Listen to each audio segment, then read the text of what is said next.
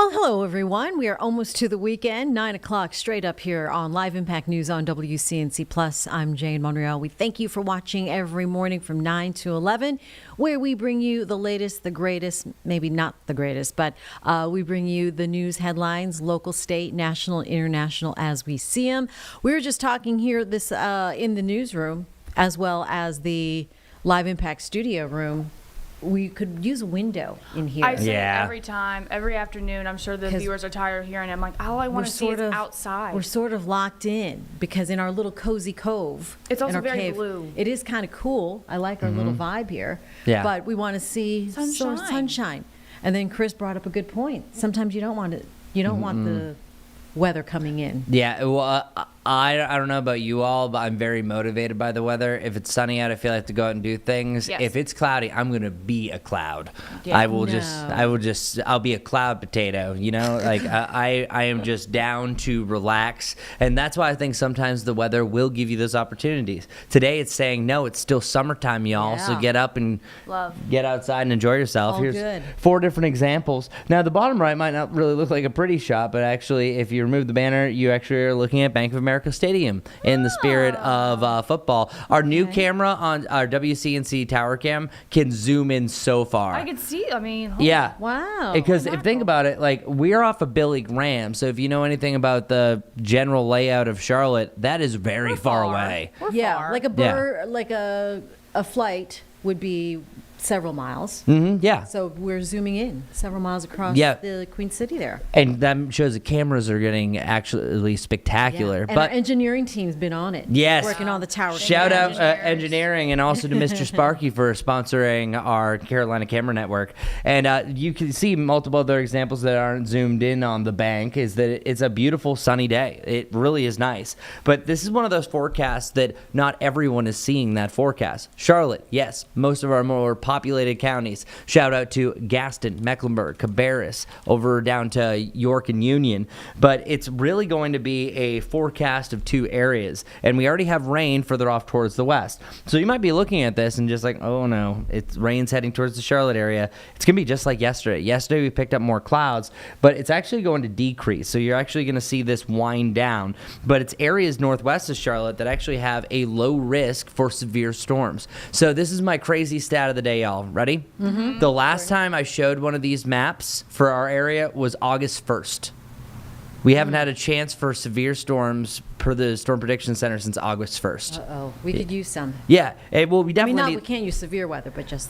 Yeah, just the rain in general, yeah. And we've had a lot of excessive rainfall outlooks because it rained a lot, especially for the first half of August. But the back half was very dry, actually. And then we started dry, certainly, to start off the week. So just kind of giving those stats. So here it is. Notice the yellow line. So north of the yellow line will be your severe potential. And then southeast, you're going to have a chance just for thunderstorms in general. But it does look that further south you go, the less likely you can really see anything. So check it out. We start to see those storms push their way through the area. And I think it's really between about 4 and 8 that we see most of the activity along the I-40 corridor, but I think it's really 4 to 10 that we have the best chance for the heaviest rain. This is a very low, I'm going to stress it, chance for severe storms, but I'm just letting you know that it is going to be there. And it is an outlier. And even though Charlotte is south of that line, there is a chance that we could have what's called standard deviation, the change that usually fluctuates by about 25 miles within that line, that the storms could sink deeper into Mecklenburg County. But if you're watching from Huntersville, you're pretty much right on the cusp of seeing a passing storm, or at least seeing flashes of lightning well off into the distance. And rain could last as late as midnight overall. A different look at our models as well. I wanted to show you this example. 2 o'clock is where things really start to pop, but this model trends things a lot further north. So what we're really seeing here, the best agreement is 2 to 10, absolutely, that's the timing. But if you live along the I-40 corridor, naming random places like Morganton, Eichard, Hickory, over to Statesville, you for sure are going to see rain and storms to close out the afternoon and begin the evening. Just need to clarify that. And then heading into tomorrow, I think we have a nice start to the day. You will see some clouds, but I think overall your Friday is trending to be a little bit on the drier side. And our rainfall chances, I think we're going to spike again heading into your Saturday and Sunday.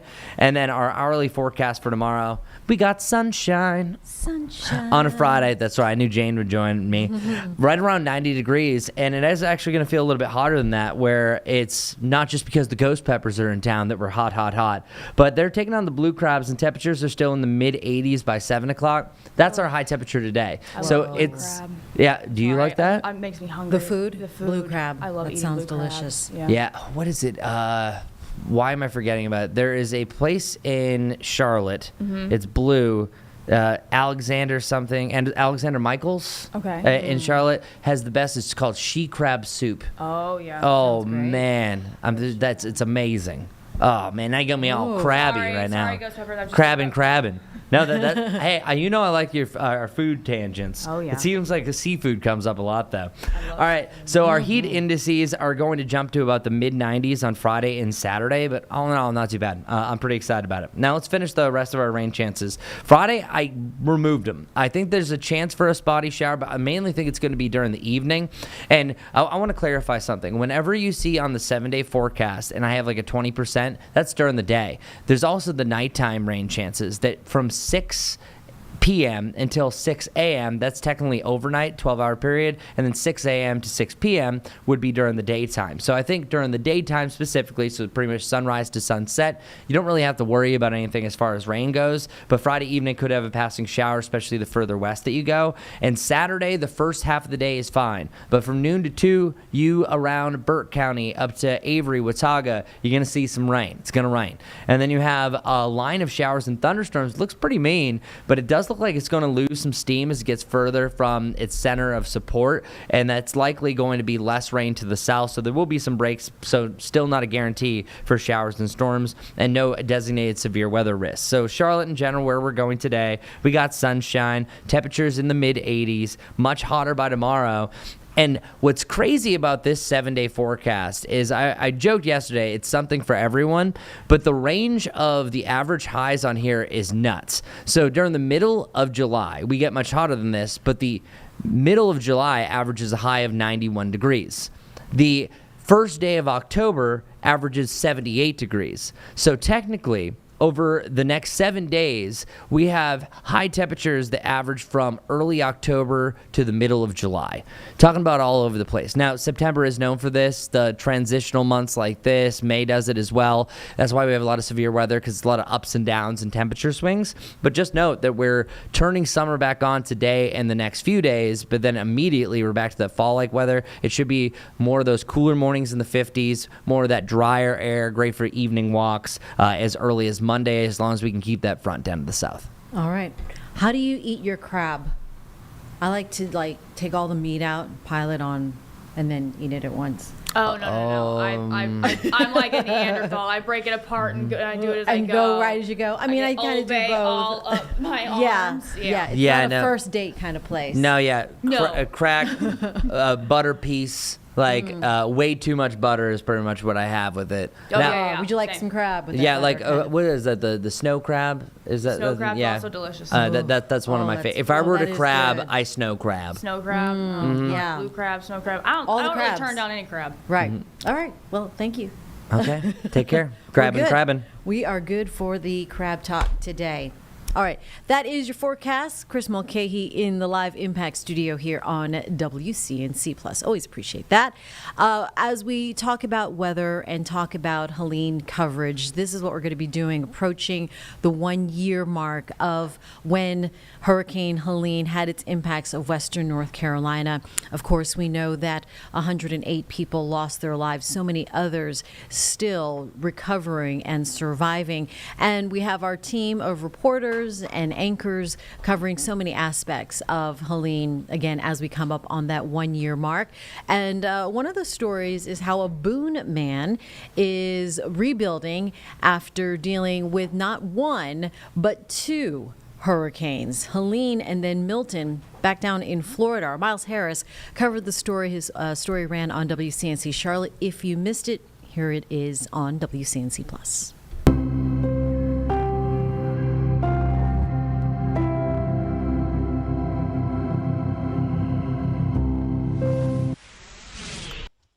It's completely surreal.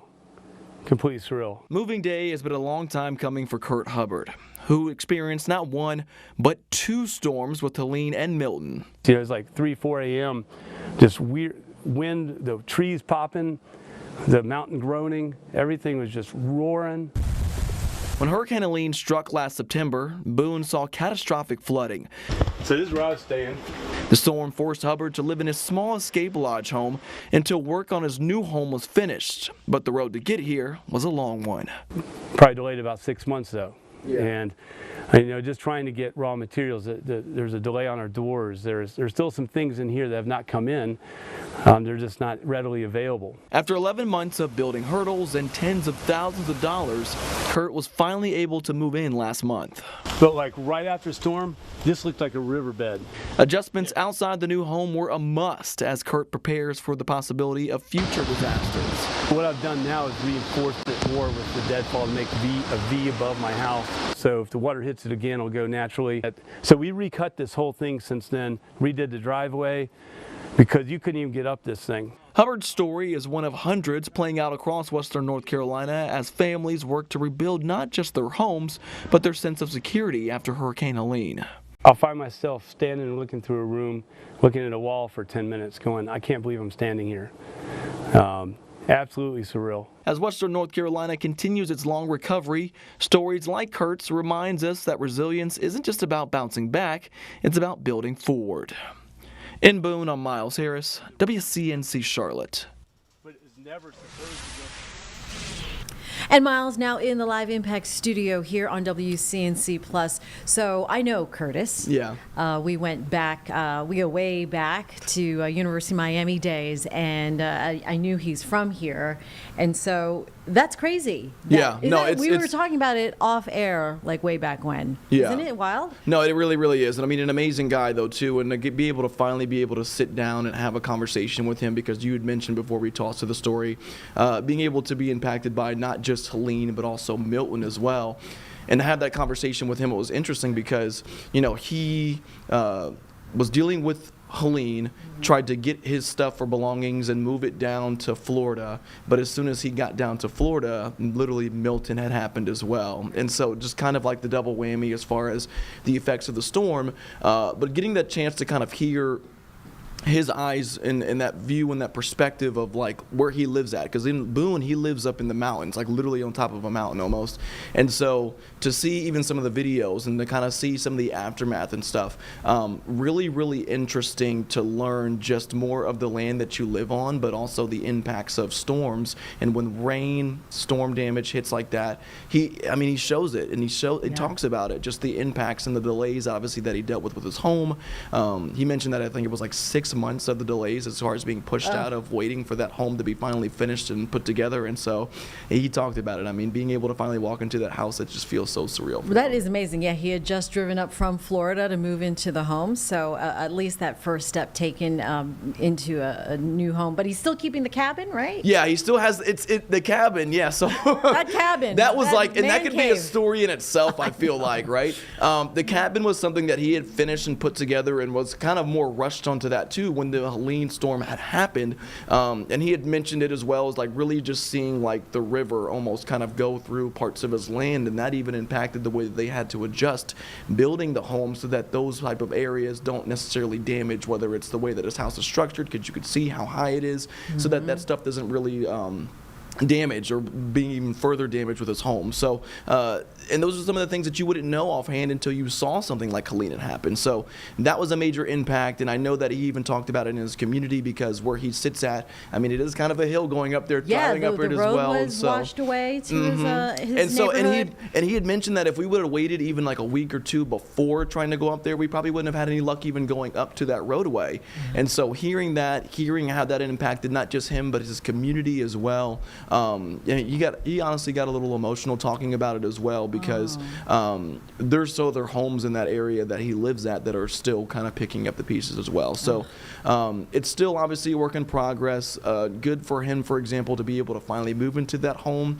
It gives him a new, different perspective of finally being in there and kind of dealing with the impacts from Helene, but there's still some lingering effects obviously as well. And does he still have the home in Florida? Yes, I believe he still has that home down in Florida as well. I know he mentioned that he had had some roof damage and stuff like that as well. But he grew up in the Appalachian area, and so his dad taught there as well. So that was like another piece of home for him there. I love that the cabin was used as kind of the bunker, really. Yeah. Right. When things went down, he had at least running water, and he was able to cook for some of his neighbors. So it's a wild setup in an amazing way though too, because he literally has like a water fountain that kind of shoots out in that area, so you can step outside, and he literally pulled out a cup and had water. Oh my gosh. And it was good. Yeah, I tried it. It was good. It was good. Okay, yeah, that's but good. it's again, like, those are the experiences that unfortunately you don't really know until they happen, but Right. they obviously made an impact in the adjustments, and like I said, 6 months, thousands of dollars as far as the adjustments and trying to finish the pieces for his home, but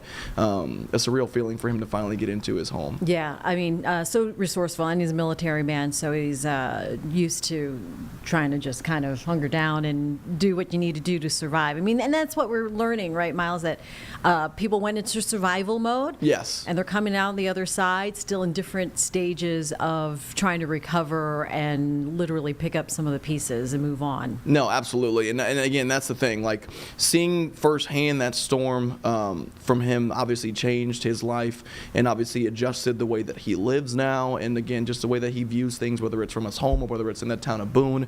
And like I said, even seeing the impacts that it made in his community. He had talked to me outside of the story for an example of one of the guys in his neighborhood that lost everything. And his family and his community kind of came together, and he had kids, the guy that lost everything, and they had kind of made a special Christmas for them. And so to kind of hear those kind of stories is really, really touching. Yeah. And like I said, it's a difference maker for sure. And you're working on some other stories from folks up there, businesses, Yes. recovering Yes. from Helene. So the next story that we're airing next week is, in particular, King Street, the businesses over there. One of the things that Lee talked about with the businesses is the small businesses really help push and boom Boone. And so, again, one of the things is, and I talk about it a lot, though, is we just talked to Chris. Me and another photographer, we were there. And we're on King Street Right. and saw the impacts of Helene as it was happening. And going to see it in pieces, it was a work in progress for them, and they're still working on it, though, as well. I mean, school's back in session, but hearing from some of the businesses talk about how it changed them, because October, for example, is their biggest month of the year. It's a moneymaker. Right. And not only that, but football season's a big one, though, too. So that was impacted heavily as well. And so that wasn't an unusual fall for them last year. And so for them to kind of try to find that normalcy this year, to see hopefully that foot traffic come back, Yeah. is definitely something that we're looking forward to showing and covering next week. We as would well. all like to see that as well. It is fun to just kind of walk up and down King Street And I just watch want a little bit of the game. And I just want to say this too. It is beautiful. It is beautiful. I've been gorgeous. able to go up there a couple of weeks. That was my first time going up there in the nice. Yeah. fall. Obviously, almost a year after Helene. It's It looks good. amazing. All right. It's amazing. All so. right. Miles Harris here in the Live Impact studio on WCNC Plus. We thank you. We might do a debrief after your King Street Keep me in here. I story appreciate it. Yeah, airs it, okay? absolutely. Because we like hanging out with you, and I mean, you're really the front line of the storytelling and catching us up on everything and everyone up there. Thank you so much, Jane. I appreciate it. You are so appreciated, Miles Harris. All right, we're going to take a quick 2-minute break here, and we have a live rally taking place around the RFK Jr. Testimony that will be happening later on this morning in our nation's capital. That is coming up after the break. Stay with us.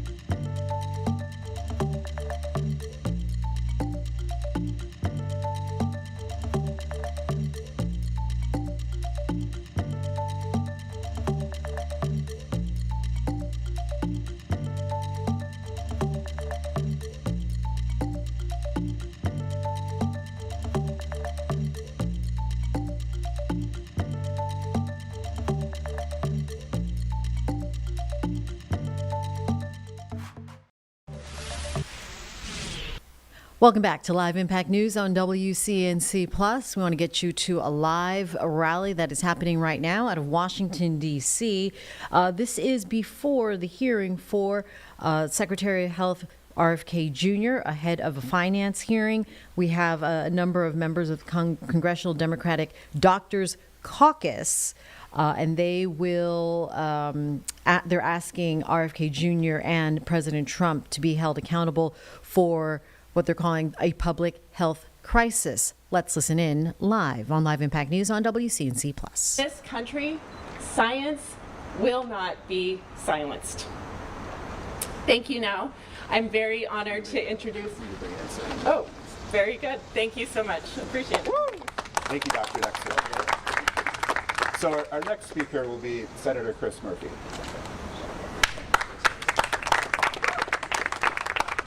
Well, thank you very much all for being here. Thanks to my great and heroic colleagues in the House of Representatives. We don't have as many doctors in the Democratic caucus and the Senate as you have in the House, but we certainly have a lot of parents. John and I both have 2 school-age children, and we know that every day that goes by as we watch the CDC and HHS spiral out of control, be put more firmly in the hands of radical conspiracy theorists, our children's health is at risk. RFK Jr. says that there's no real risk in this country from infectious disease. Tell that to the tens of thousands of Connecticut residents who died, who perished at the hands of the COVID virus. This is a really dangerous moment for this country. And I think we owe a great deal of thanks to the heroic leadership at CDC who has chosen to speak out, who has chosen to tell a really dangerous and very scary truth.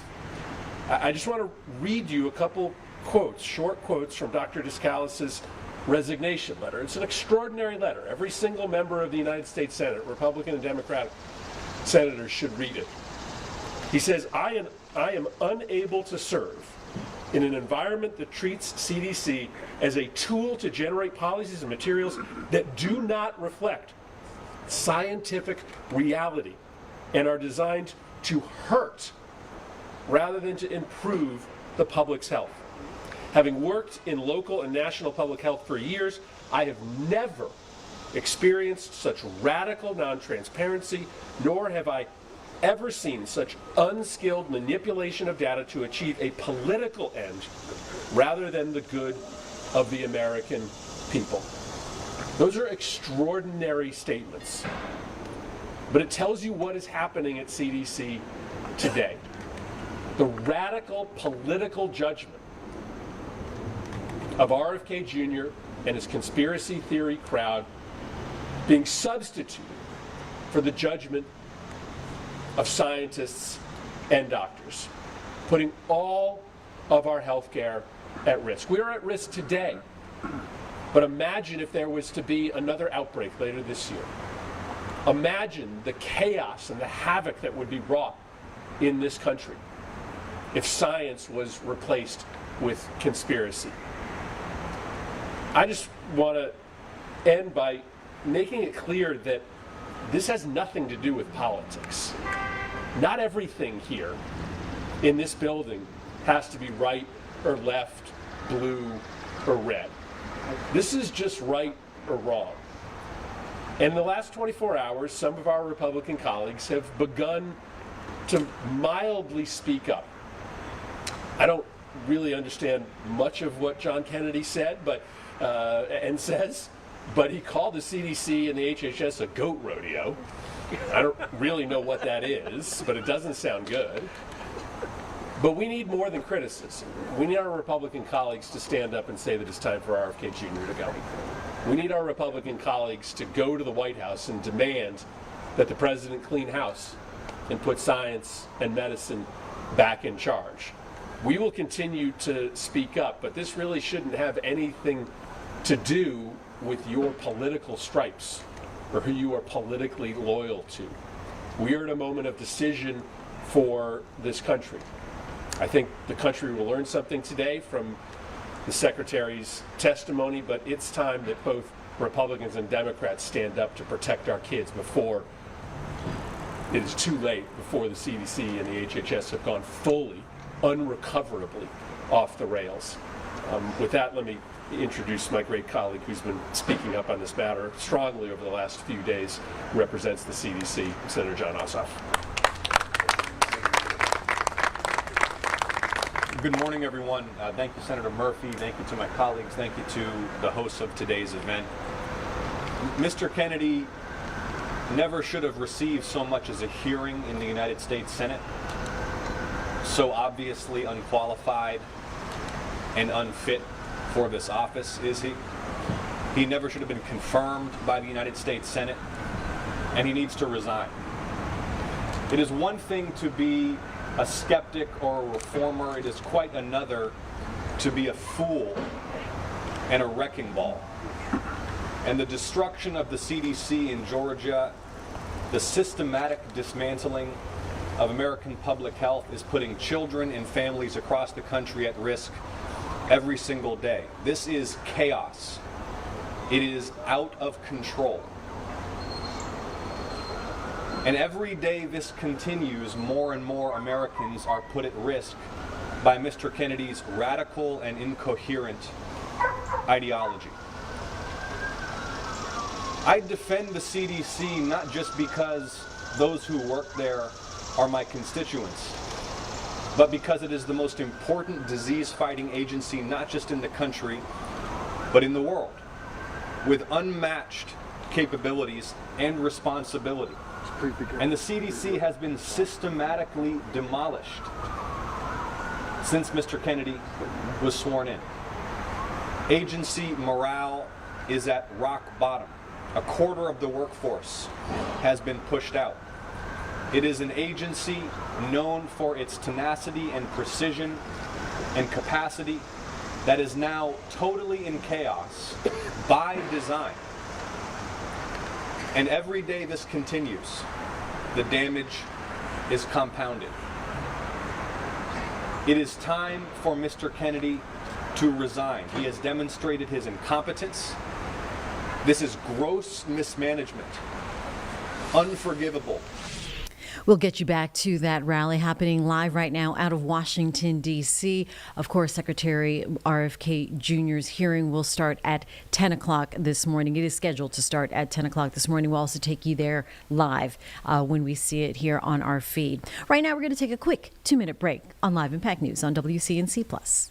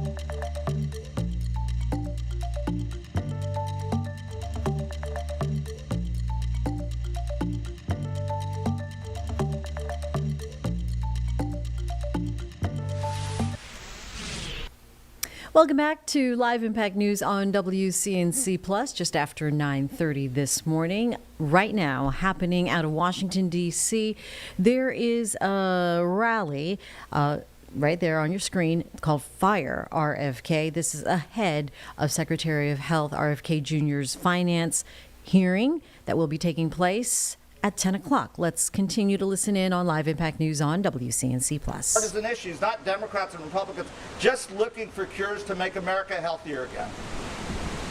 Well, they've dismantled it. It is time for RFK Jr. to go. And, you know, I don't normally give compliments to President Trump, but, you know, Operation Warp Speed, getting that mRNA vaccine into the arms of folks, getting those COVID shots that were safe and effective and saved hundreds of thousands, millions of lives across this world and in the United States, that was a crowning achievement. President Trump, RFK Jr. is dismantling your biggest achievement as president. You ought to call him into the White House, call him into the Oval Office, and tell his ass to get out of there. Sorry about that. Thank you. And let me introduce my colleague, Dr. Raul Ruiz, who's been fighting his whole professional life to give care to the folks in the Inland Empire in California. He's been at my side for 13 years, fighting to make sure American patients get the care that they deserve. Thank you. Thank you, Ami. Let's listen. Let's give it up for Ami Barra once again. Thank you so much. Good morning, everybody, and thank you to 314 Action, Protect Our Care for bringing us together. It's a pleasure to be here with my Senate colleagues and the Democratic Doctors Caucus. I'm Congressman Dr. Raul Ruiz, and I'm an emergency medicine physician specialized in international humanitarian disaster aid and public health.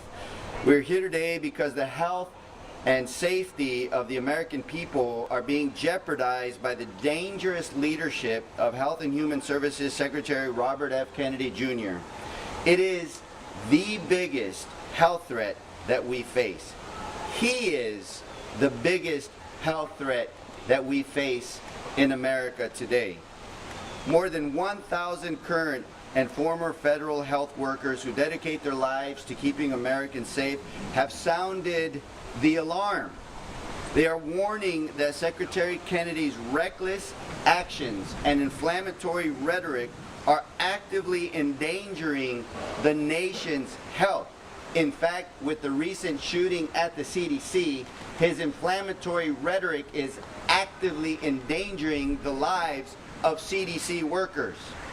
The last thing this nation needs is a health secretary who undermines vaccines that have been shown through scientific studies and rigor that are safe and effective, who fires experienced experts and scientists doing the research that will save lives, and installs unqualified political allies based on their fringe, unhinged ideology in positions of critical scientific leadership. He forced out CDC Director Susan Monares, a respected scientist with impeccable credentials, because she refused to rubber stamp his dangerous, unscientific, ideologically driven agenda. 4 senior CDC leaders resigned in protest, and he replaced them with individuals who push conspiracy theories and unproven treatments. That is not reform. It is the very politicization he falsely accused CDC scientists of perpetrating. 9 former CDC directors. All right, we take you back out here at 9:35 in the Live Impact studio, because it does appear that the Senate Finance hearing is underway with opening statements. We do know that Chair Mr. Crapo and Senator Wyden are always good for some hot takes. So we will go ahead and continue and actually just start to listen in here. Opening statements for the soon to happen finance hearing for RFK Jr., where he is expected to testify starting at 10 o'clock. Let's listen in on Live Impact News on WCNC Plus. Sciarella would oversee unprecedented funding and staff cuts and budget shortfalls. He's shown no intention of pushing back against Donald Trump and taking a blowtorch to the programs and resources that millions of Americans rely on to stay healthy and safe. Finally, Brian Schweitzer, who is nominated to be Deputy U.S. Trade Representative with jurisdiction over Asia and a number of important areas: textiles, investment, services, intellectual property. And from day one, the reason this is an important appointment is Donald Trump's trade agenda has been disastrous. His tariffs and trade flopping has left American farmers, businesses, and workers on an economic roller coaster. Prices are up. Small businesses and farmers struggle. For the 6th straight month in a row, U.S. manufacturing has declined.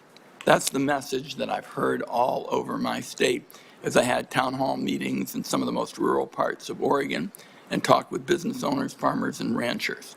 Mr. Schweitzer is going to provide neither transparency or consistency, and I urge my colleagues to oppose him and to vote no on each of these nominees.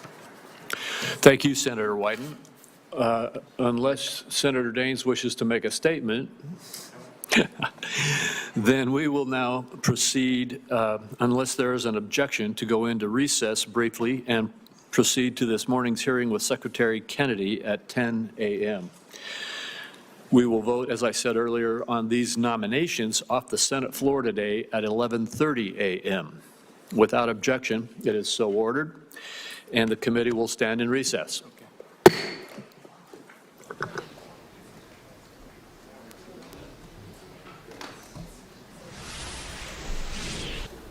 Since they are going to a recess, we're going to break away from that, return to it at 10 o'clock, and talk about the NFL, the season kicking off tonight. It's time, baby. All right, Miss Carlene, you ready?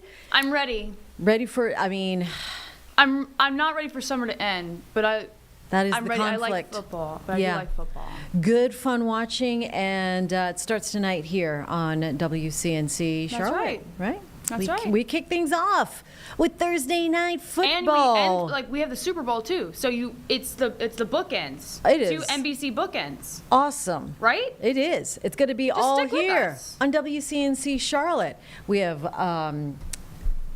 extended coverage. We're going to be talking about Panthers all season long as well. And if you watched last night's football show, the Panthers season preview with our Nick Carboni, Danielle Stein, and Logan Campbell, they had some great insight and great inside interviews that you could only see here. So it's the place to be here. And we have Mike Tirico. And so he also looked ahead to the season. He is, of course, going to be calling so many of the games.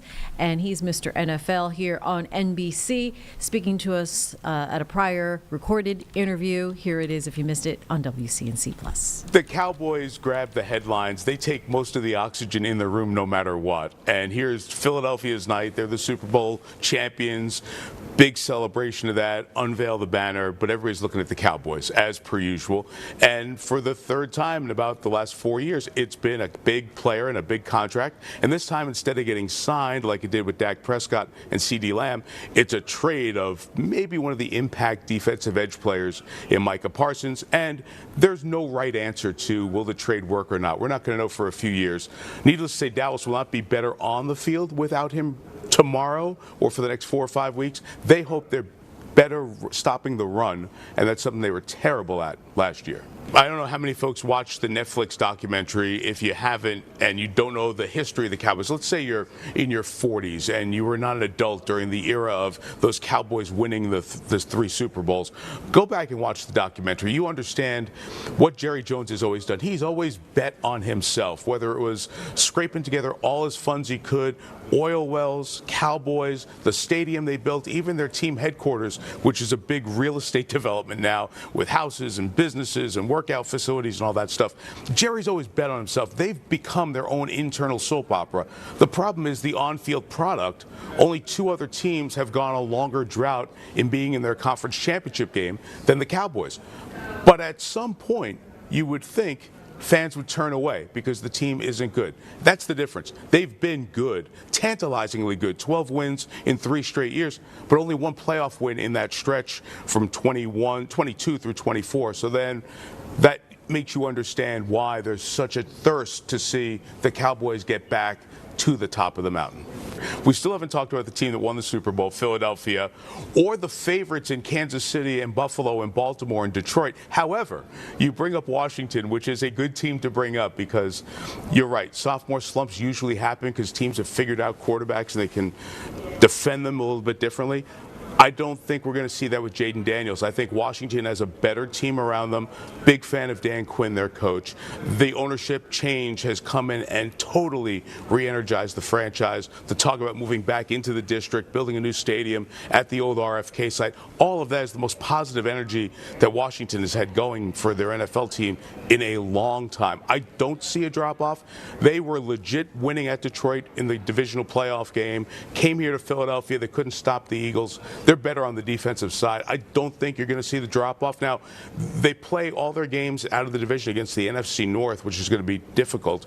So I don't think they're going to win as many games, but I think they'll be one of those teams that's around at the end. I'd be surprised, if healthy, if Washington is not a playoff team in the NFC this year. They do. Year 2 with Raheem Morris. Michael Penix Jr. takes over as quarterback late last year. Learned a lot. I like what his skill set is. I think with a little seasoning now, he's going to have a great opportunity. Kirk Cousins remains a backup there. We're going to see Atlanta week 2 of Sunday Night Football against Minnesota. A couple of good teams that I think people have off their radar because they're not the Cowboys or teams that have had those other good seasons. So, yes, winning season, very likely, Joe. And I think Atlanta and Tampa, those two battles will determine who wins the NFC South. As for the Lions, I live in Michigan, so thanks for asking because that'll make people not complain that I didn't talk about them. This is a Detroit team that's still really, really good. They lost both coordinators, go on to be the head coaches of 2 good franchises. Aaron Jones takes over the Jets as the head coach, which will be, I don't know, something that'll be a challenge to say that. Aaron Glenn, I should say. There'll be a challenge, to say the least, to change the culture with the Jets. And their offensive coordinator, Ben Johnson, is now the Bears coach. So you lose 2 coordinators to Chicago and New York, means you had a good team. If those new coordinators are good, and I think they're going to be, the guys in Detroit, most of the good players are still there. So the Lions have a great chance, we won 15 games last year, great chance to be back 1 or 2 seed in the NFC. And the brands each built nationally. You go watch a Yankee game on the road, ton of Yankee fans. The Cowboys travel like no other team in the NFL, save the Pittsburgh Steelers. And why is that? At a time when we weren't oversaturated with every game's available everywhere, so many people got the Cowboys games nationally and the Yankees games nationally, and people moved around from New York. So there was that big presence of both teams, and both owners pushed hard. Both owners were not afraid of the camera. Jerry Jones does an interview before the locker room opens after every game. George Steinbrenner was legendary for the New York Daily News, the New York Post, the New York Times, playing all the tabs against each other to be out there with the Yankees and be bombastic at times. That raised the level for both franchises, has kept them there, and that's why those 2 franchise logos you see in London, you see in Paris, and they help build the popularity of American sports, which is so ridiculously popular right now that it's the only place we can all come together and talk to each other about our disagreements, as opposed to everything else in life where you just hide in the corner and find your friends so you can be in the same echo chamber. So great point about the growth of sports and really the beauty of it too. So this is the best opportunity for me to point out that the Super Bowl is on NBC. I get to call the NBC Super Bowl with Chris Collinsworth. Therefore, I can't give you a pick. All NBC all the time. Kicking off tonight, first game of the season. It is Dallas at Philly. Kickoff at 8:20 on NBC. Enjoy. We are hours away. No one tailgating just yet. I mean, I guarantee you it's Philly. Somebody's tailgating. So maybe right around the corner. Yeah, Somebody's exactly. having a good time. Having a good time. They're taking away maybe a long weekend. That's right. That's what you do. Yeah. You That's get some Philly. Hardcore fans. Did you see the Cowboys documentary Sure yet? did. Oh, my. It's a lot. It is a lot. Very interesting. I did not know that. I did not know that. I kept on saying to myself as I was watching, I didn't know that. So good fun as football season returns. And with that, our extended Panthers coverage returns as well. Again, as you saw from last night, our Panthers season premiere, the preview special with our sports director, Nick Carboni, joined with by Danielle Stein. And extended coverage starting tonight here on WCNC Plus. Panthers' own Eugene Robinson, which we can now claim as our own. WCNC's Charlotte Today's Eugene Robinson talking to his number one fan. Oh, look at that boy on the left. Look at Nick Sturdivant. Sturdivant. Look at that smile. He's so happy. And he is involved with the extended coverage. Oh, yeah. So that should be good fun. He's very excited for I it. know. We're excited for him. We're excited for the Panthers. I can't wait for him to stroll into the studio. He's going to be like a kid on Christmas. You know it. Exactly. Always encouraged by the start of the season. All right. So we will get to that later on tonight. Football again tonight. And we have a lot of action at our nation's capital with Secretary of Health RFK Jr. expected to testify in front of the Senate Finance Committee, a hearing set for 10 o'clock. So that's going to be coming up here in about 13 minutes. But right now, we're going to take a quick 2-minute break on Live Impact News on WCNC Plus.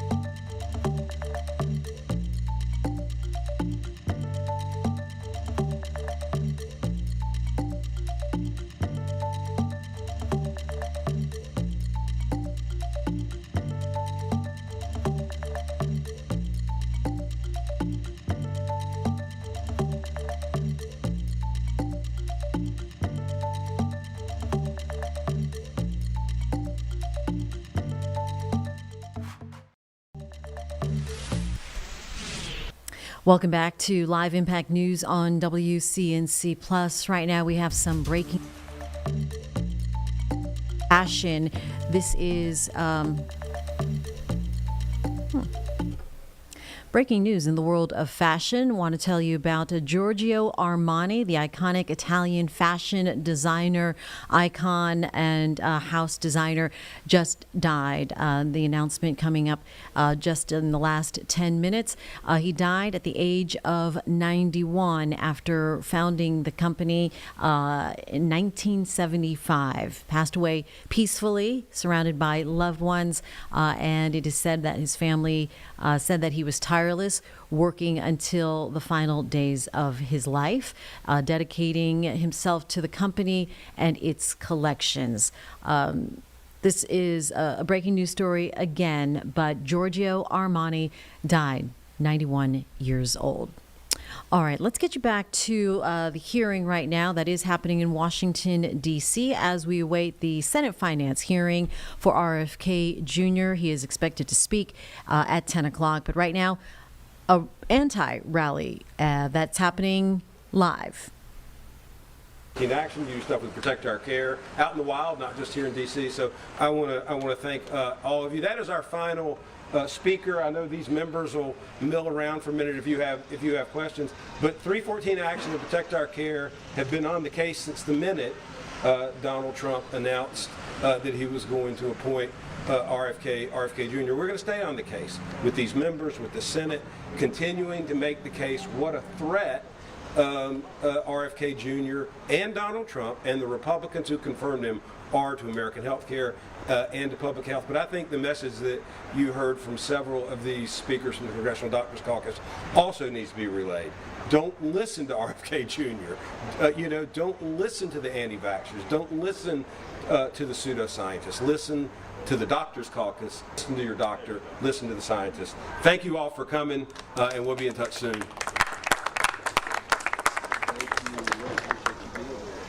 You're really good at this, huh? Fired up. Can we get a group doctor? Sure. Yeah, thank you. Really group photo. Doctor photo.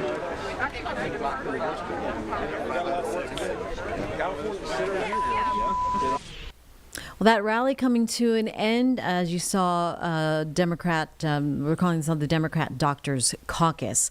Alice Barr in Washington covering the latest now, what lawmakers are expected to hear at 10 o'clock, scheduled for a Senate hearing for Secretary of Health RFK Jr. She has the latest again from Washington. With the nation's public health agencies in deep turmoil, Health Secretary Robert F. Kennedy Jr. facing tough questions today in a Senate hearing. Republicans demanding answers, too. What I'm most interested in is restoring the confidence of the American people in public health in America, and so far that hasn't been done. There's just been too much chaos. The Senate's top Republican questioning the firing of Centers for Disease Control Director Dr. Susan Menares 1 month into the job, calling for stability and adding that supporting vaccines should not be disqualifying for the new CDC head amid an overhaul to the nation's vaccine approval process and new restrictions on COVID shots that pushed other top CDC officials to resign in protest. I just saw science really being compromised, and I was concerned about scientific integrity. Secretary Kennedy, a longtime vaccine skeptic, has said the CDC made missteps during the pandemic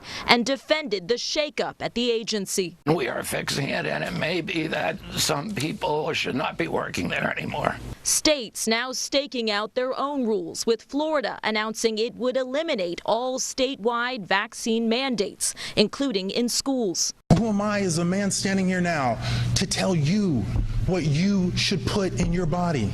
Medical experts raising concerns like this year's deadly measles outbreak in Texas, as blue states, California, Washington, and Oregon plan to coordinate their vaccine recommendations separate from the federal government, pointing to a fractured state of public health. In Washington, Alice Barr, NBC News. And you are looking live right now at the Senate Finance hearing. As you can see, photographers, journalists, and assistants are in the room where a hearing is set to start in about 6 minutes for Health Secretary RFK Jr., who will appear for a general oversight hearing in front of the Senate Finance Committee. And the hearing will be held to, quote, examine the president's 2026 health care agenda. We'll go to that live when we see that it starts. Back out here in the Live Impact studio on WCNC Plus, I'm Jane Monreal. Thanks for joining us. Things are just kind of ebbing and flowing here in the Live Impact studio. We have a previously recorded interview as the world is set to descend on the U.S. for so many of the worldwide events that put us on the stage, like the FIFA World Cup, the Olympics, 250th birthday for the country. And with that, the Travel Association showing some concerns to see if the U.S. is travel ready for the influx of international travelers. I interviewed the president yesterday or 2 days ago. This is a previously recorded interview now on WCNC Plus. This morning, we do want to talk about something that's also very important as we look ahead to what's being called America's mega decade of events. There are growing concerns about whether our country is truly ready to accommodate the world from 2026 FIFA World Cup. The country country's 250th birthday and the 2028 Olympics, which you can see here on WCNC Charlotte. Millions of international travelers are expected to join us. So joining us right now is Jeff Freeman, President and CEO of U.S. Travel Association. Jeff, thanks so much for joining us this morning. Jane, good to be here with you. All right, so let's talk about this, the big picture first. You've called this America's mega decade for tourism. What exactly does that mean? Why should Americans care? Yeah, we've got an extraordinary opportunity in the years ahead. As you mentioned, the World Cup, the 250th birthday, the Olympics. We've got the Winter Olympics, the Rugby World Cup. We've got event after event after event. Why should we care? These events have the opportunity to attract international travelers. International travelers spend 8 times more than domestic travelers spend. They come here, they leave that money, they go home and they tell their friends and family to do the same thing. So we can't have enough of these travelers. Unfortunately, we welcomed 78 million international travelers in 2019. Last year we only welcomed 72 million. This year we're going to welcome fewer. So we've got to really focus here on what's it going to take to get these travelers into the country, spending their money and going home and telling their friends and family to do the same thing. All right, so what specifically is at stake here if we can't step up, if we're not ready? Yeah, I think we're looking at billions and billions of dollars in spending that could come into the United States that won't if we don't get these issues addressed. Now, I think we've got an opportunity to make headway here. The Trump administration has put in place some good policies and working groups to make sure we're prepared, but there are really 3 areas where we need to focus. One, we need to let the world know that we want their business. Regardless of what they may have heard, the U.S. welcomes them to come here. 2, we've got to improve our customs processes. People shouldn't be waiting 2 or 3 hours or more to get through customs in an American airport. We want them spending their money in the community, not waiting in lines in airports. 3, for those that need visas, we need to eliminate the delays to get interviews, and we need to eliminate new fees that government has put in place where the government's trying to get money collected from travelers that should be going to local businesses, that should be supporting people in Charlotte, North Carolina, and beyond, and the government is now trying to grab this money for themselves. That's something we need to address. All right, you're speaking to officials, local leaders. What is your message to them to get this going already? Yeah, our message is we've got a great opportunity in front of us. No other country in the world is positioned as well as the United States with this run of events we've got coming up. But it doesn't happen by accident. Travelers don't just come. You've got to let them know you want their business. You've got to make the process efficient. You've got to remove obstacles. We're showing them where those obstacles are. We're also showing them that the benefits here are not just to the travel industry. This isn't just about hotels. This is about money that goes into restaurants, that goes into retail establishments, that goes to local drugstores, showing off new attractions. You know, I've had the opportunity to be right there in Charlotte and visit that NASCAR museum. That's the type of thing that can really benefit from international travelers coming into this country and seeing what we're all about, but it doesn't just happen by accident. Yeah, good choice, by the way, going to the NASCAR facility. It's good fun. What can everyday Americans do then to support the mission here? Yeah, I think what we can do is, because we're all travelers ourselves, right? Whether for leisure purposes, for business travel, I think what we could do is be more demanding, more intolerant. We see the inefficiencies in the travel process. We know that we're the United States. We can do better than this. But for some reason, we've been willing to tolerate these inefficiencies. I'm pleased to see the work that's going in right now to improve the air traffic control system, which will cut back on delays and cancellations in flights. We've still got a lot of work to do at TSA to make that process more efficient, more customer friendly. I think as travelers, we need to be more outspoken. We need to let policymakers know that this is an area we want them to focus because we deserve a better experience. What other countries have done this well, positioned them as premier international destinations? What can we learn from them? Yeah, just today, actually, France came out and announced that they have a strategy in place to increase traveler spending by 40% by 2030. That's a plan, right? That's a goal and a plan. We don't have a goal or a plan here in the United States. We don't have anyone looking at how do we grow the travel economy? How do we remove obstacles? How do we make this a priority? We need that kind of focus. Now, the Trump administration has done a good job creating a World Cup task force and looking into some of these specific events. And you have been watching a previously recorded interview with the U.S. Travel Association. For more on that story, you can go to our website, WCNC.com, or just go into the app and find the story involving U.S. travel. A 2-minute break coming up here, top of the hour. We'll be back with some special guests after the break here on Live Impact News on WCNC+.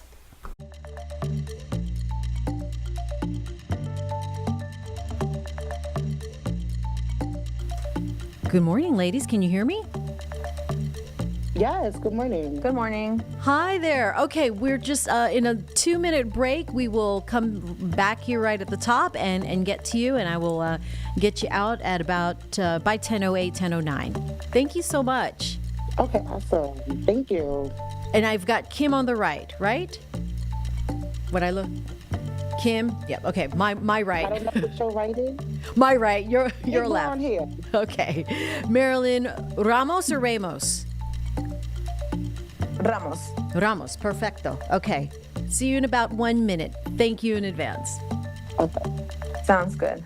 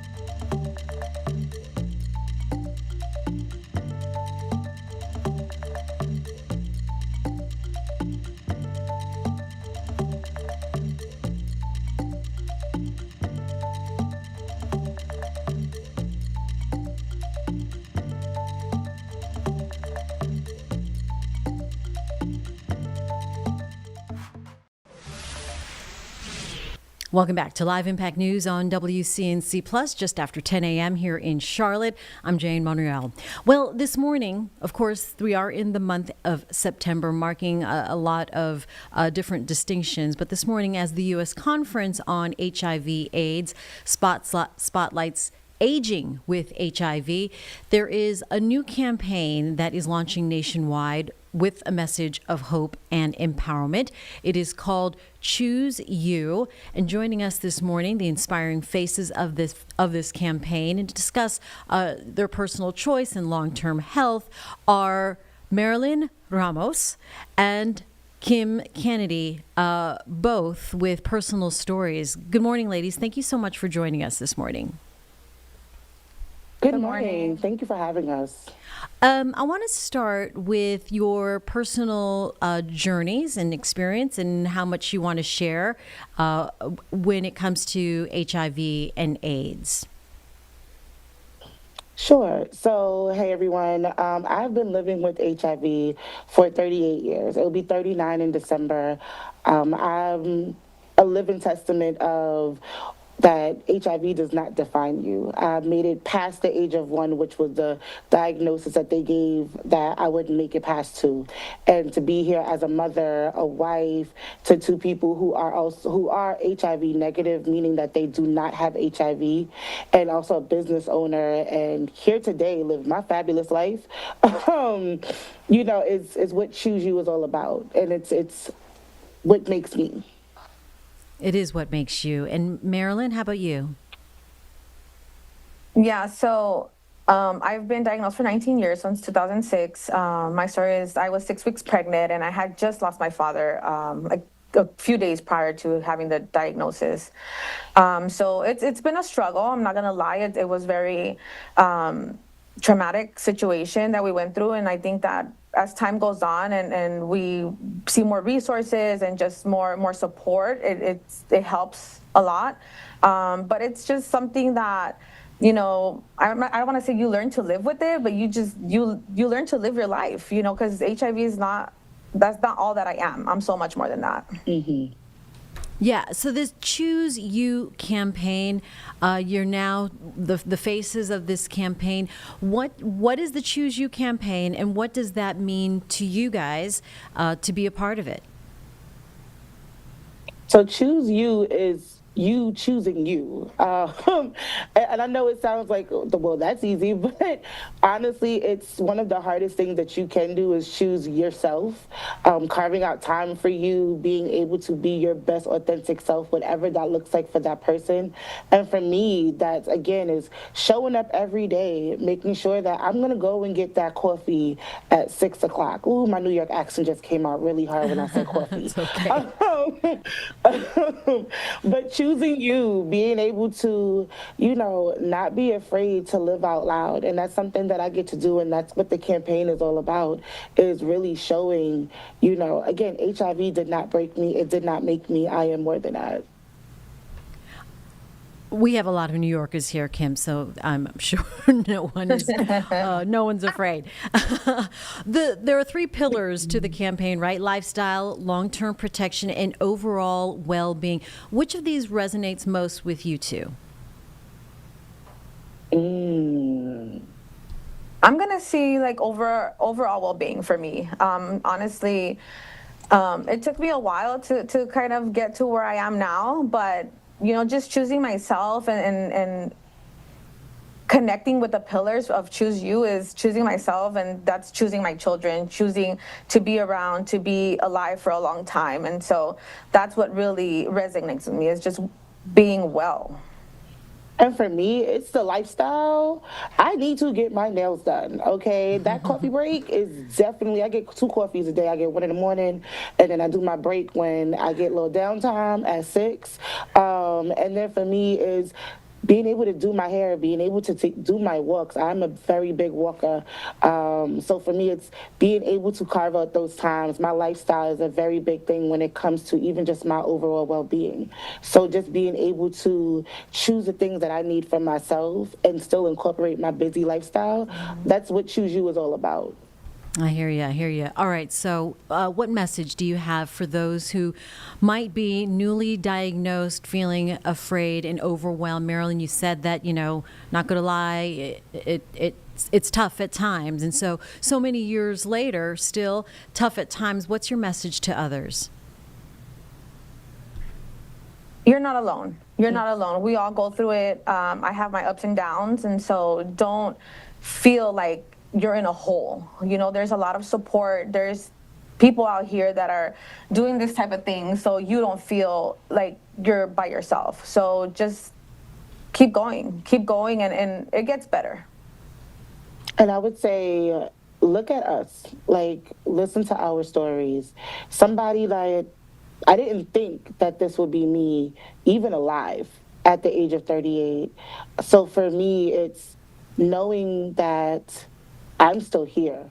It's still possible. It's going to be hard. Trust and believe. There have been days where it's like every day felt like, oh my God, HIV. But more days, I don't even think about me being HIV positive because my life is full. So it gets easier. Live your life. It's going to happen. It's going to happen. Thank you so much. Where can we go for more information? Social. Social. It's all about the social. So go to, yes. So I want to say we are very proud to partner with Gilead Sciences. So please go to chooseyouhiv.com. Now that U is the letter U, not the word you. All right, Marilyn Ramos and Kim Kennedy, thank you for sharing your personal stories, being candid, and giving hope to those who need it at this time, aging with HIV and living with it the full lives, choosing you. Thank you, ladies. Thank you.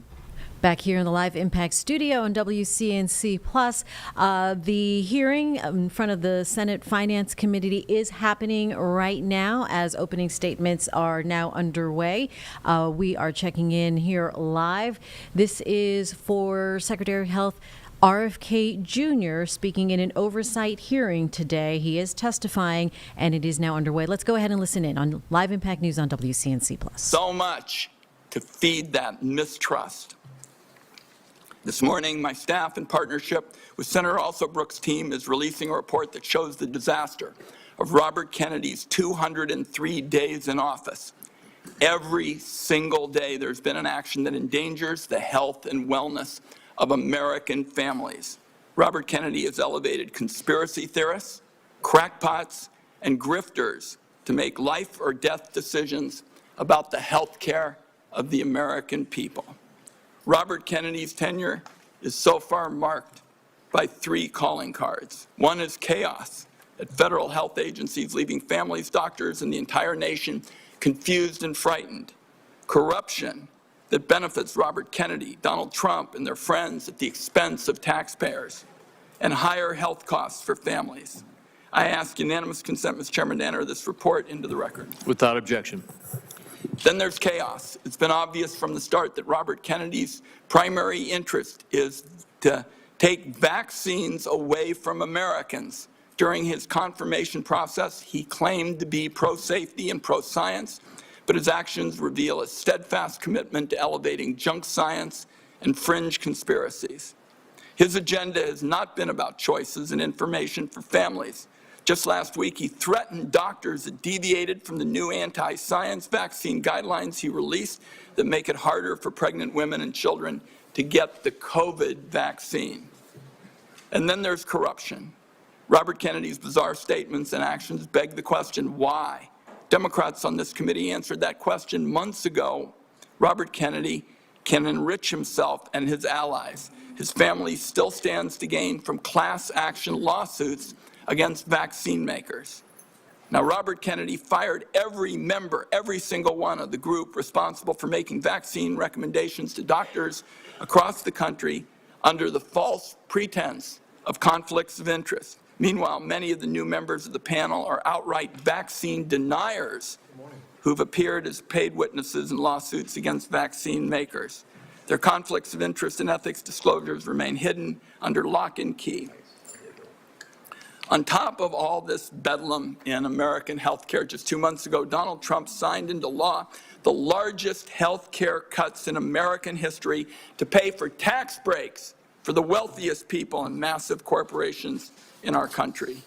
Republicans know these cuts are going to hit communities like a wrecking ball.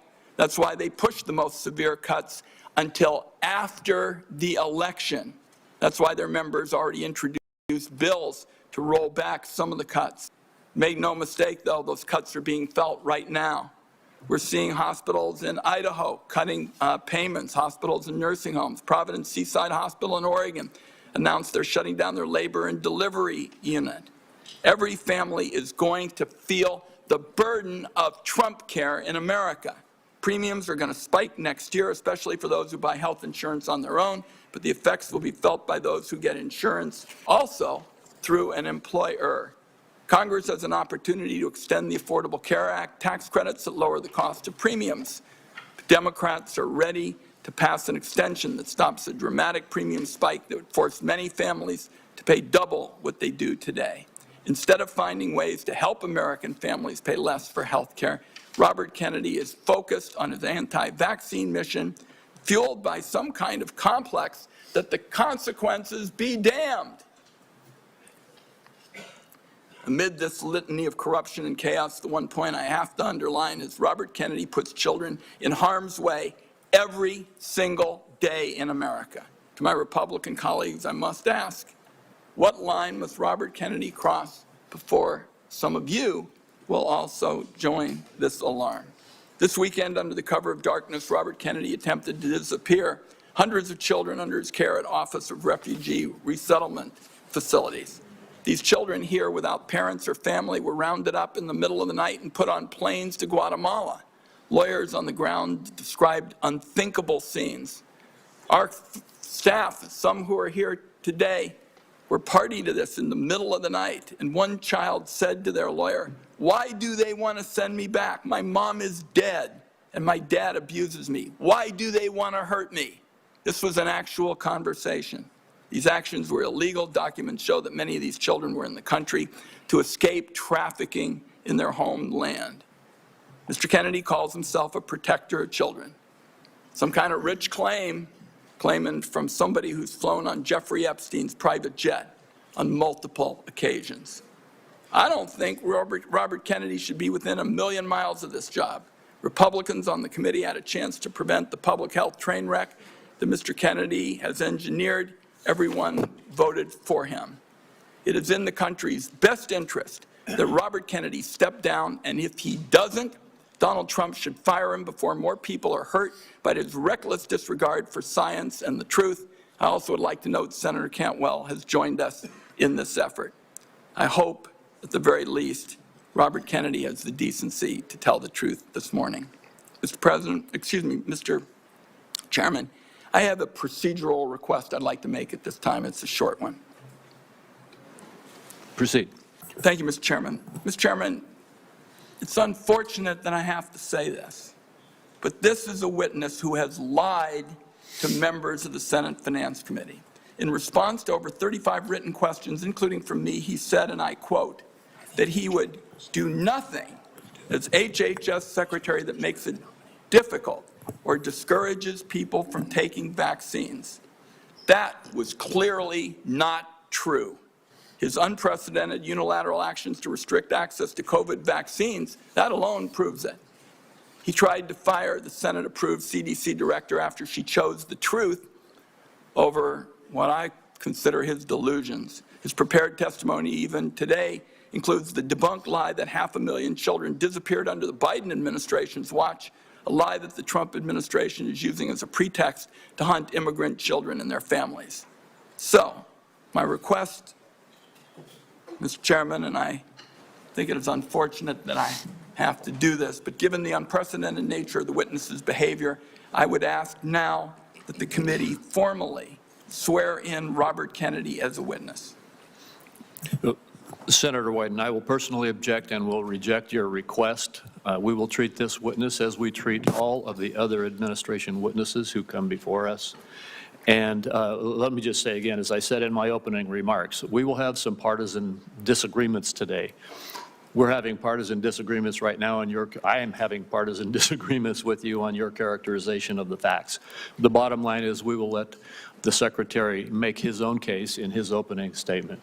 I'll only say, Mr. Chairman, that this committee's unwillingness to swear this witness is basically a message that it is acceptable to lie to the Senate Finance Committee about hugely important questions like vaccines. I think it's a great mistake, and that's why I've made the request. I understand that you're not going to grant it, and we can move on. We'll get to the bottom of your accusations, but at this point, I'm going to turn to our witness, the Secretary of Health and Human Services, Robert F. Kennedy, Jr.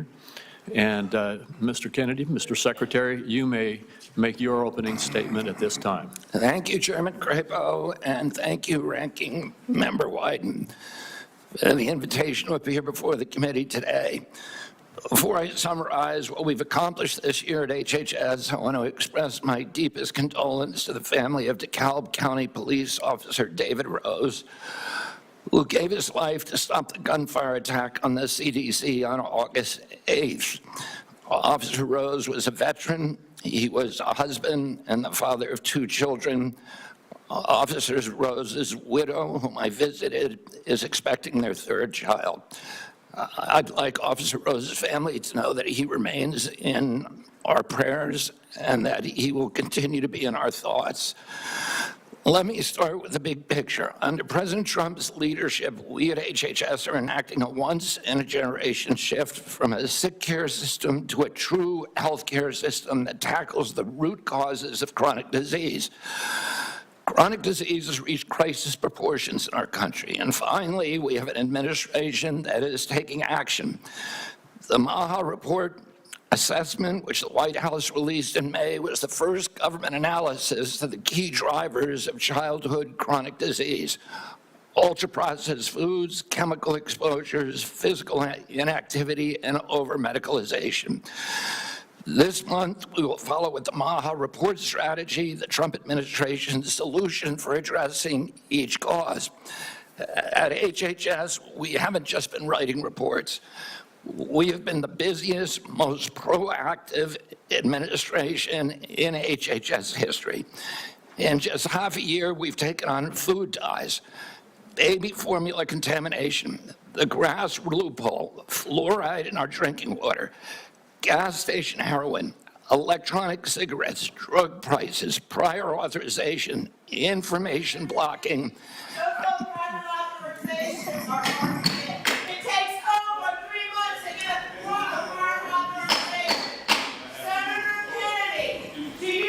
The committee will come to order.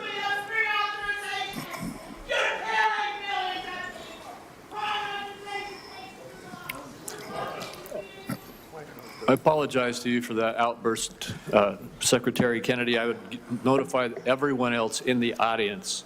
Comments from the audience are inappropriate. If there are any further disruptions, the committee will recess until the police can restore order. Mr. Secretary, please proceed. As I was saying, prior authorization, information blocking, and healthcare interoperability. We're ending gain-of-function research, child mutilation, and reducing animal testing. We are addressing cell phone use in schools, excessive screen time for youth, the lack of nutrition education in our medical schools, sickle cell anemia, hepatitis C, the East Palestine chemical spill, and many, many others. At FDA, we are now on track to approve more drugs this year than at any time in history. I'm also proud to say that HHS under President Trump is doing more with less. We have taken measures to fight waste, fraud, and abuse. Just by eliminating duplicative enrollments in CMS, we are saving taxpayers $14 billion a year. Meanwhile, we are expanding access for people who need it.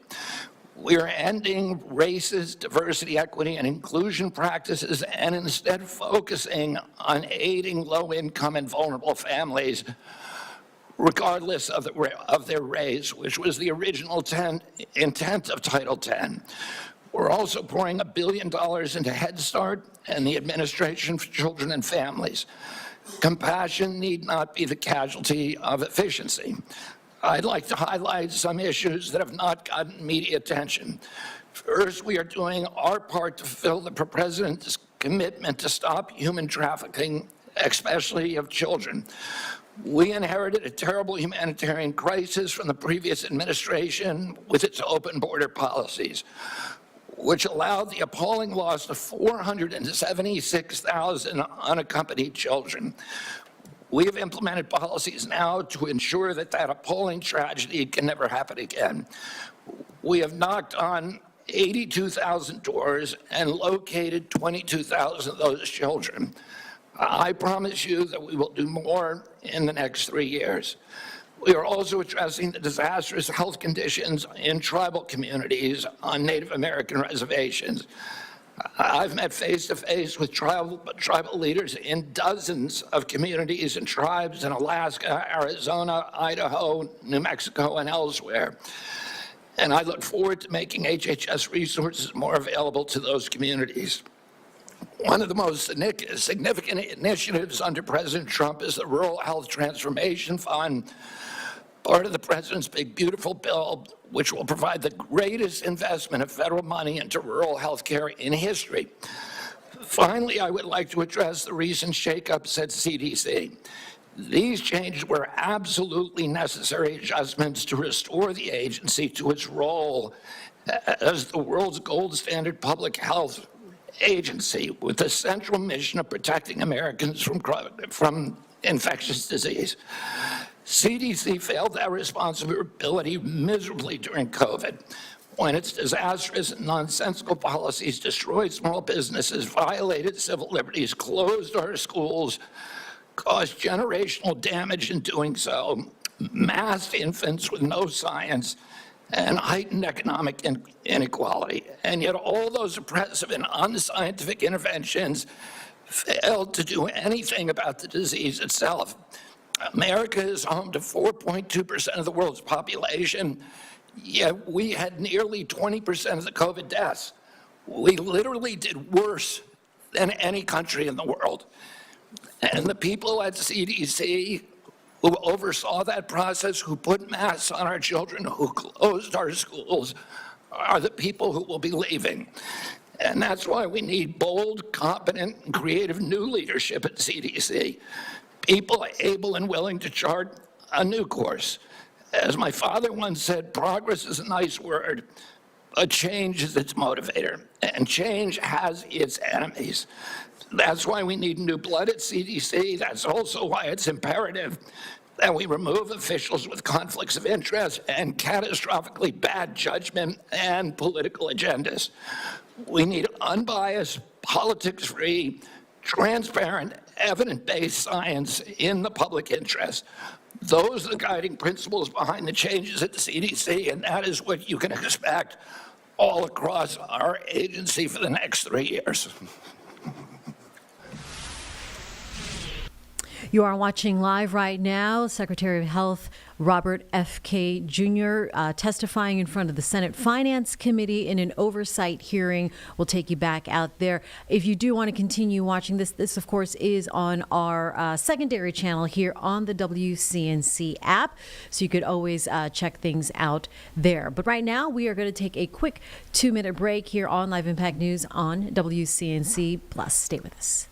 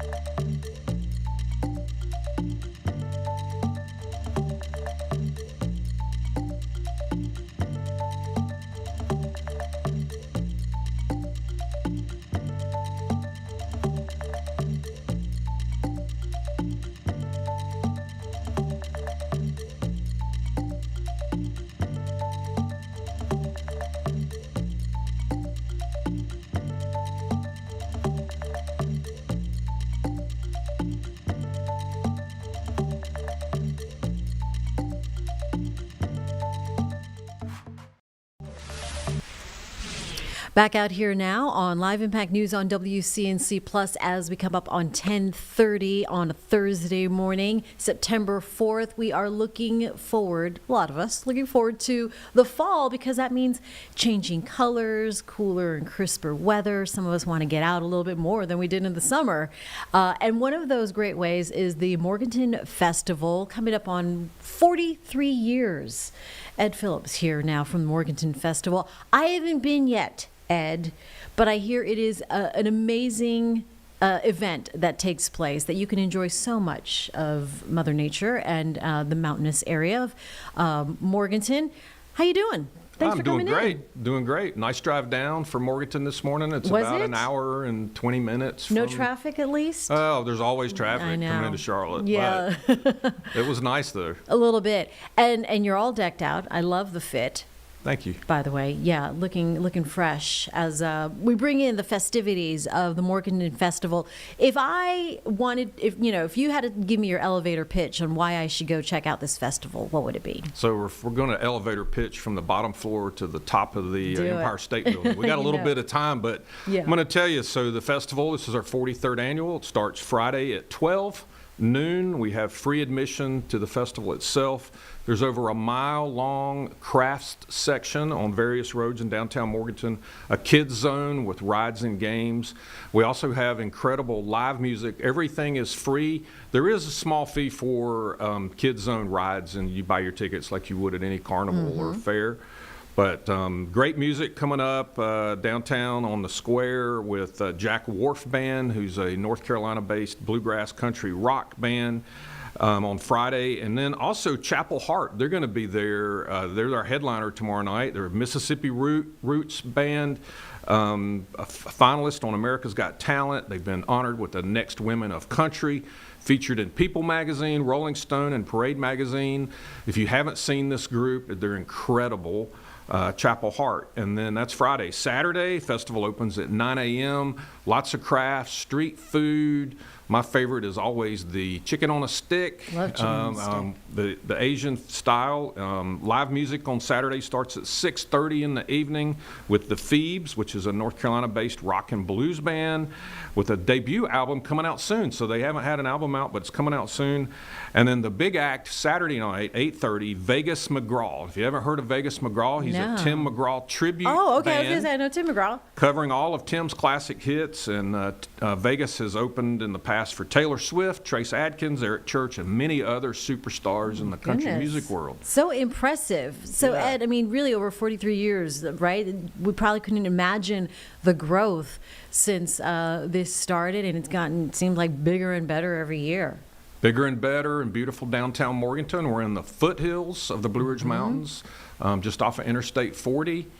Some people driving into town look up and they can see Table Rock up in the Blue Ridge Mountains. And so Table Rock and the Pisgah National Forest, state parks is all part of our destination, which is nature's playground and the beautiful outdoors. But there's all kinds of fun things to do there. Lake James is a beautiful mountain lake there. But the festival is a highlight this weekend, Friday and Saturday, with a lot of live entertainment, just a lot of fun, a lot of great food, arts and crafts, like I said, a mile long, combining all the little streets with over 200 vendors selling. I mean, obviously family friendly, but you can also go there for date night. Sure. Yeah, date night. All the restaurants downtown will also be open within walking distance. Yeah. So you just have to kind of find your own place to park around town. Okay, I was going to ask about parking. Plenty of parking, but you just have to find it on your own, and there'll be some signs directing you, but plenty of parking around, and walk a short distance to get to the center square on the courthouse square downtown in a beautiful location. I mean, this is a day trip too. It took you an hour to come down. It's a day more or trip, less. an hour, or come spend the weekend. We have over 200 vacation rental Airbnbs in Burke County. Oh, nice. And even downtown Morganton and downtown hotel and interstate properties that are not far away. So lots of places to stay and have a great time. It's one of those hidden gems, isn't it, Morganton? I know I haven't spent any quality time there, but, I pass through and I think, oh, man, it looks like just a cute town, one of those things we need to stop by and hit it up like on a Saturday or something. Come on up, not far. Come on up, Ed Phillips says.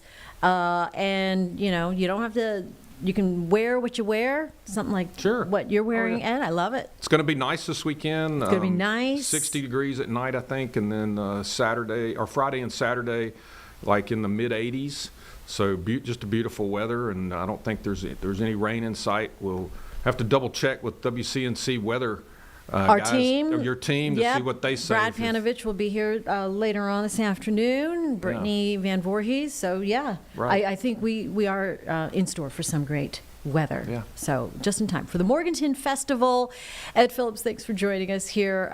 That sounds like an amazing time. It's going to be great. Great to discover right there in our backyard. Yeah. Thanks for taking the drive down, too. Thank you. All right, appreciate you.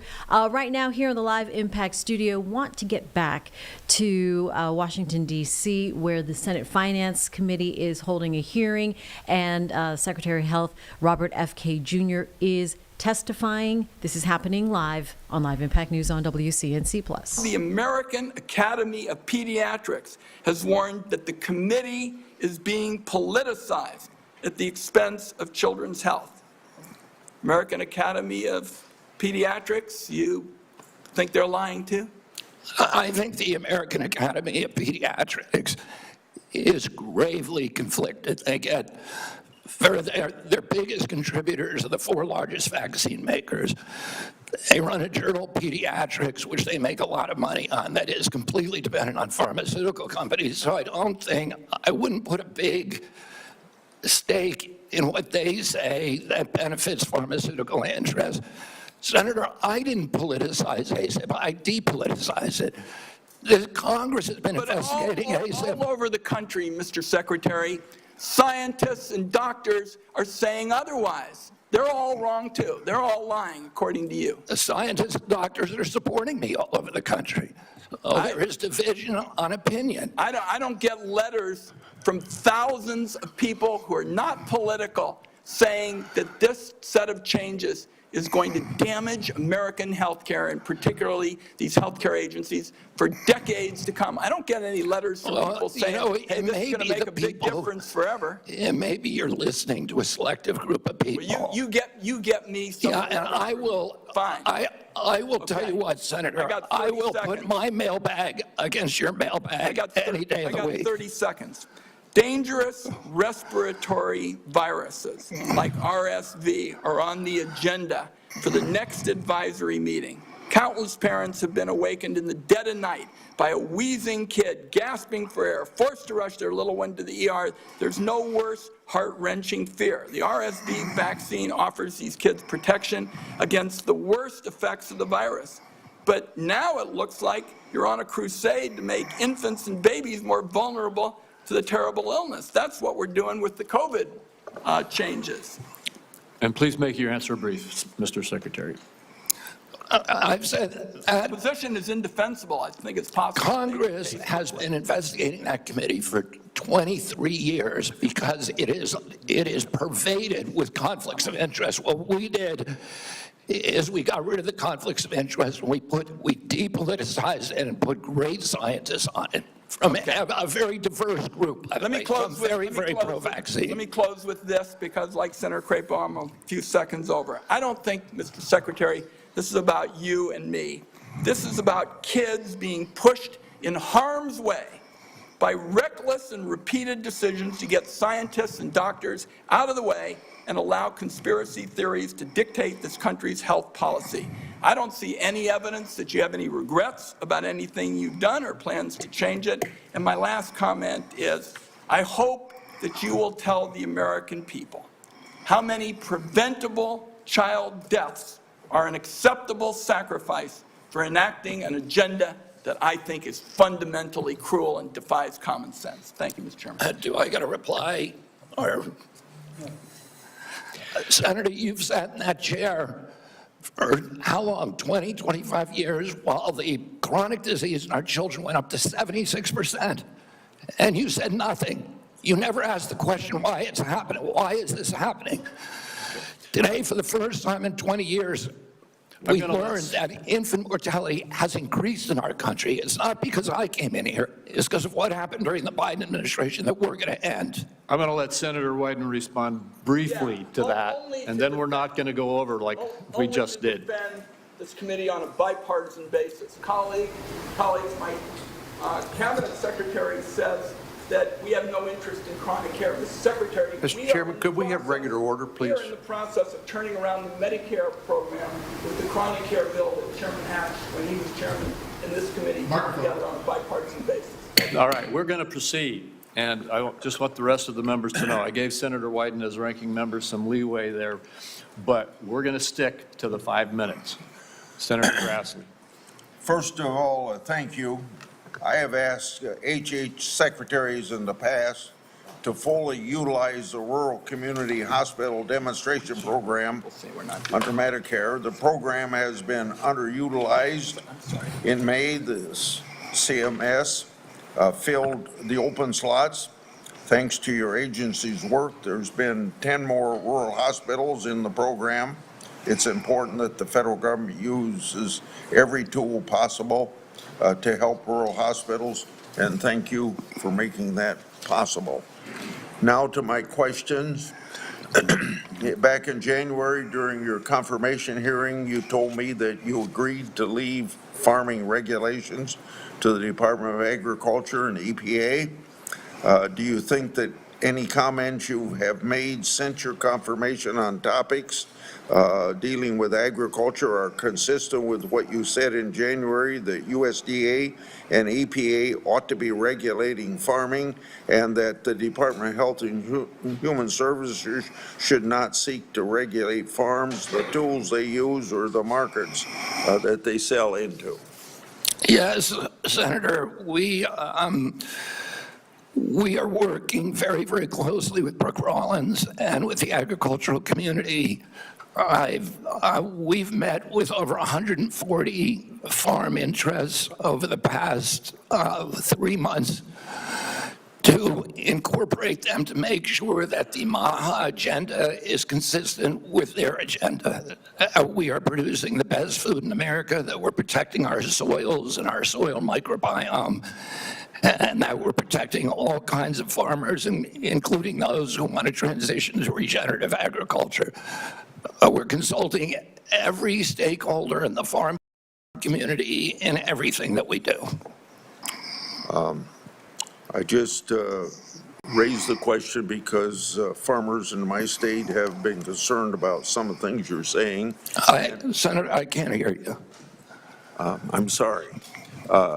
Some of the farmers in my state have been raising questions about some of the things that they think you said, whether it was out of context or not. I just thought I'd raise this question so that you would keep by what you told us back in January at your confirmation hearing. Now, Senator Durbin and I have a bipartisan bill that requires price disclosures on TV ads. Price transparency is important in drug advertisement. I know that President Trump, Vice President Vance, and you are all supportive of this effort. When can I expect action from this administration on requiring drug companies to publish the price of drugs in their TV ads? And just in case you would tell me that you don't think you have that authority, can you help Senator Durbin and I on our bill so that we can ensure that you have legal authority to require price disclosure? Senator, I think it would be good for us to talk about this offline. We are working on this in our agency, and I'm happy to give you the details of what we're doing. Okay. I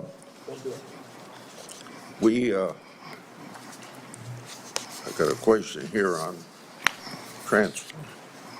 transplant. Senator Kennedy and I have been working, or Senator Wyden and I have been working on this. For nearly 2 decades, I've engaged in a bipartisan oversight of the organ transplant system. HRSA has developed a tool to combat transplant line skipping. I hope that you can take steps to make sure that these steps are being taken by HHS and HRSA to curb transplant line skipping. On July the 2nd, Senator Wyden and I wrote you a letter highlighting cases of OPOs in Mississippi and Kentucky. In each of these cases, OPO allegedly tried to harvest organs from patients still showing signs of life. I expect you to take steps through these organizations to ensure that this doesn't happen again. We have mounted a major investigation of misconduct, of illegal behavior, of organ harvesting, of living people, of line skipping, of favoritism, of all kinds of scandalous behavior inside the organ procurement organizations. We have already ended the contract, terminated the contract with the sole source provider. We are reorganizing the entire industry so that this can never happen again. I'm happy to go into the details with you if I had more time. Thank you. Senator Cornyn. Mr. Secretary, the United States spends approximately 18% of our GDP on health care, and yet by most accounts, we rank roughly 10th in the world in terms of a health care outcome. Our Democratic colleagues seem to think the more money you spend, you're necessarily going to improve those outcomes. But at the same time, we have the two major drivers of our national debt, Social Security and Medicare, while we spend more money on interest on the national debt than we do on defense of the nation, which is an unsustainable trajectory. What is it that you're doing to address the effectiveness and the outcomes of our health care expenditures as opposed to just throwing more money at the problem? Yeah, I mean, throwing money at the problem does not work. We spend 2 to 3 times per capita what European nations spend on health care, and we have the worst health outcomes. We're 79th in health outcomes globally. Over the past 20 years, we've lost, or 30 years, we've lost 6 years to Europe in terms of longevity. So our lifespan was even with Europe's, now at 6 years behind. As I said as I remarked to Chairman Wyden this morning, or Minority Leader Biden, today we got new data that showed that infant mortality has increased in this country in 2024 for the first time in 20 years. Diabetes has gone up 98% in 20 years. Nobody's doing anything about it. CDC's job was to make sure that this didn't happen. And what we're going to do is reorganize CDC, but also we've already righted the ship at NIH, at FDA, at CMS. And we are going to end the chronic disease epidemic. We are devoting thousands of studies. We're going to devote to identifying the causes, and we're eliminating them. And we're already starting. We're not waiting for everything to come in. We are starting now. We're doing this with food dyes, with grass standards, with dietary guidelines. We're going to get better food and better health to the American public because it's chronic disease that is bankrupting us and destroying our national security. It seems to me one of the biggest problems that we have in America today is the trustworthiness of the information that we actually receive from the news media and from any other source. And obviously, the easiest thing for our Democratic colleagues to do is to scare people because that is a powerful emotion, no matter what the facts may be. Do you believe COVID-19 was politicized? Yeah, the whole process was politicized. Senator, I mean, we were lied to about everything. We were lied to about natural immunity. We were lied to about, we were told again and again the vaccines would prevent transmission, they'd prevent infection. It wasn't true. They knew it from the start it wasn't true because that's what the animal studies and the clinical trials showed. We were told that there was science behind cloth masks. The CDC allowed the teachers union to write the order closing our schools, which hurt working people all over the country, and then pretend it was science-based. All of these issues, and then I can show you, like, for example, Chairman Wyden was talking about me politicizing ACIP, but during COVID, probably the most famous scientist on ACIP was Martin Kulldorff from Harvard, the great world-renowned epidemiologist and vaccinologist. And he criticized the COVID booster mandates. They ejected him from COVID because he wasn't in the orthodoxy. The two biggest health officials at FDA during COVID, Dr. Gruber and Dr. Krause, criticized the Biden mandates, vaccine mandates. President Biden said in August, I would never take that vaccine, the Trump vaccine. And he came in, he mandated it, and then he fired the two top health officials at FDA who said, hey, this thing has not been properly tested. So the whole process was politicized, and even today. So let me, in 15 seconds, so I think you answered yes. It was politicized. And I have concerns that when you look at some of the conflicts of interest in peer-reviewed articles in professional journals, and when you point out that even some of the physician associations are conflicted because of the money they get from the pharmaceutical industry, Are you committed to trying to make sure that we use the best science and separate and eliminate politics as much as possible? That is what my job is. That's what my mission is. Eliminate the politics from science. Senator Bennett. Mr. Secretary, in June, you fired every member. Mr. Secretary, Mr. Secretary, may I have my time back, Mr. Chairman? Thank you. Mr. Secretary, thank you for your attention. In June, you fired every member of the well-qualified panel that was charged with recommending vaccines to the CDC. No one in your job has ever fired every committee member all at once. That month, you told the American people that you were, quote, going to bring great people onto the ACIP panel, not anti-vaxxers. Are you aware that one of the people you put on the panel, Dr. Robert Malone, claimed that the commonly used mRNA vaccine, quote, causes a form of AIDS and can damage children's, quote, brains, their heart, their immune system, and their ability to have children in the future? Yes or no, Mr. Kennedy? And Dr. Malone is one of the inventors. Yes or no? Yes or no? Were you aware that he had that view when you appointed him to this panel? Dr. Malone is one of the inventors. As I said, Dr. Malone is one of the inventors of the mRNA vaccine, so he knows a lot more about it than I do. Mr. Chairman, that statement is not true that Dr. Malone made, just as it wasn't true when you wrote that, quote, African AIDS is entirely different from Western AIDS. Are you aware that another one of these new members, Dr. Levy, wrote that, quote, evidence is mounting and indisputable that mRNA vaccines cause serious harm, including death, especially among young people? Yes or no? Are you aware that he said that? I wasn't aware he said it, but I think I agree with it. You agree with it? It's not true. It wasn't true when he said it, and it's not true when you said it. Secretary Kennedy, later this month, your new panel will meet to consider changing vaccine recommendations for American children. In addition to the COVID-19 vaccines, they are set to review recommendations for the hepatitis B vaccine, for measles, for mumps, for rubella and varicella vaccine, and the RSV vaccine. These are common back-to-school vaccinations for children all over the industrialized world.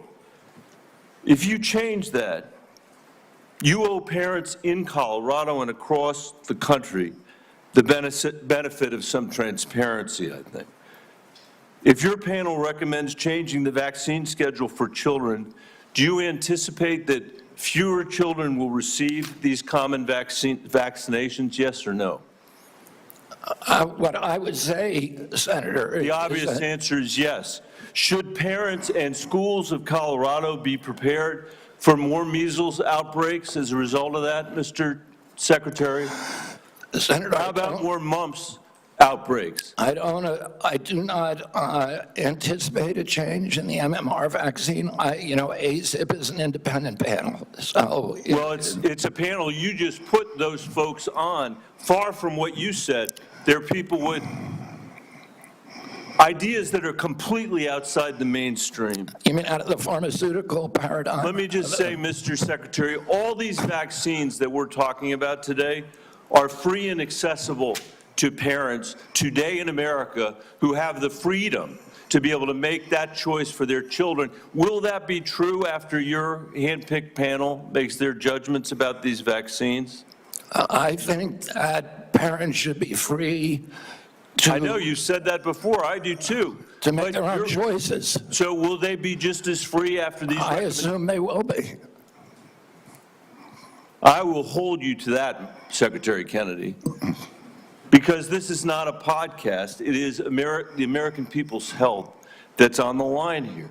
This is the last thing, by the way, our parents need when their kids are going back to school, is to have the kind of confusion and expense and scarcity that you're creating as a result of your ideology.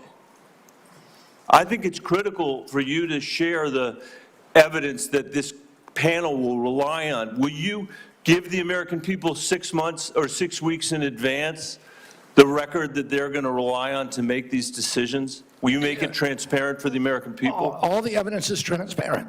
Will you make it in advance transparent for the American people so they can comment on it? All the evidence is transparent for the first time in history, and you were never there complaining when the pharmaceutical companies were picking those people and then running their products through with no safety testing. You can characterize it any way you want. I quoted them today. What I said was accurate. What you said were lies. You described people moving the Titanic. Are you saying that the mRNA vaccine has never been associated with myocarditis or pericarditis in teenagers? Is that what you're trying to tell us? I am simply trying to say that the people that you have put on that panel, after firing the entire... You're evading the question. No, I'm asking the questions here, You're Mr. evading Kennedy. that question. I'm asking the questions, I Mr. asked you a Kennedy. question. I'm asking the questions for Mr. Kennedy on behalf of parents and schools and teachers all over the United States of America who deserve so much better than your leadership. That's what this conversation is about, Mr. Chairman. Senator, they deserve the truth, and that's what we're going to give them for the first time in the history of that agency.